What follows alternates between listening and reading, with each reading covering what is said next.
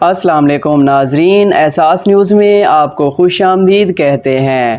مغل بادشاہ شاہ جہاں نے جب لاہور میں دربار لگایا تو علی مردان خان نے اسے بتایا کہ اس کے پاس ایک ایسا شخص موجود ہے جو نہر بنانے میں بڑی مہارت رکھتا ہے۔ شاہ جہاں نے خوش ہو کر حکم دیا کہ دریائے راوی سے ایک نہر نکال کر لاہور کے پاس سے گزاری جائے۔ شاہ جہاں نے یہ نہر تیار کرنے کے لیے 2 لاکھ روپے دیے۔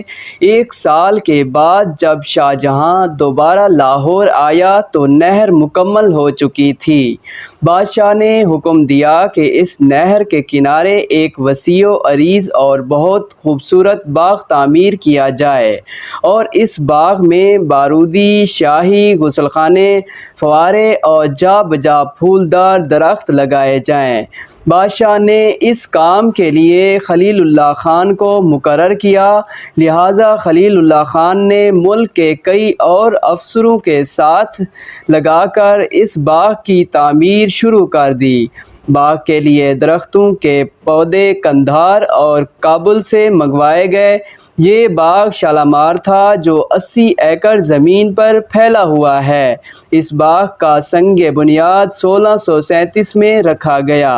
اس پر 6 لاکھ روپے کے لگ بھگ لاگت آئی۔ 1.5 سال کے عرصہ میں یہ مکمل ہوا تھا۔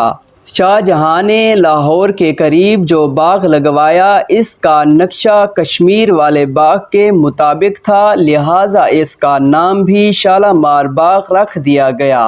شالامار باغ 3 تختوں پر مشتمل ہے۔ تینوں تختے 3 الگ الگ باغ ہیں جن کے نام فیض بخش، حیات بخش اور فرح بخش ہیں۔ یہ تختے یا باغ ایک دوسرے سے 12 یا 13 فٹ کی بلندی پر واقع ہیں۔ ہر اونچے تختے سے نیچے اترنے کے لیے خوبصورت سیڑھیاں بنی ہوئی ہیں۔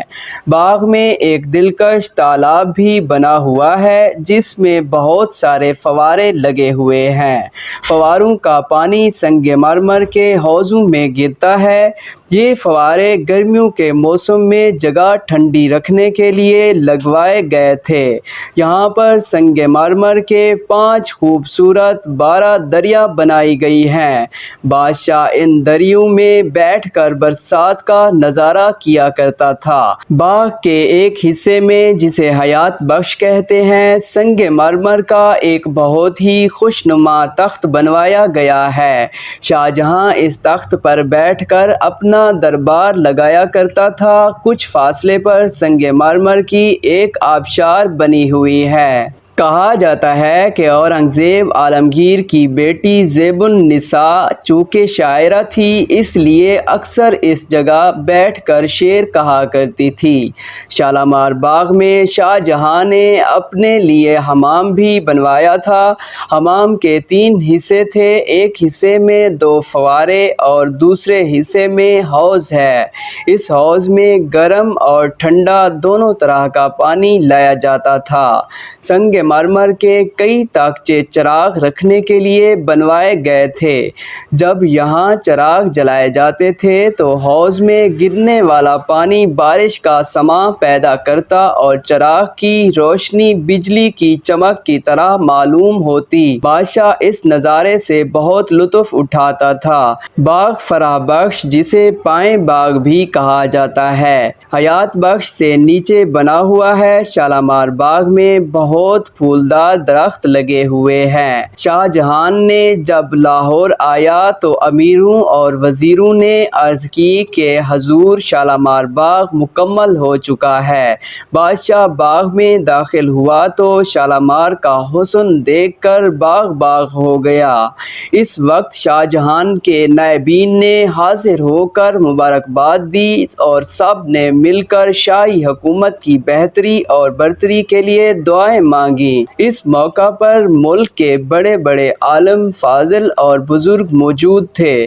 ان عالموں نے بادشاہ سے کہا کہ آج تک دنیا میں ایسا خوبصورت باغ نہ کہیں دیکھا نہ سنا ہے۔ باغ کے گرد اونچی اونچی دیواریں بنائی گئی ہیں۔ لاہور کا شالامار باغ دنیا کے عظیم الشان باغوں میں شمار ہوتا ہے۔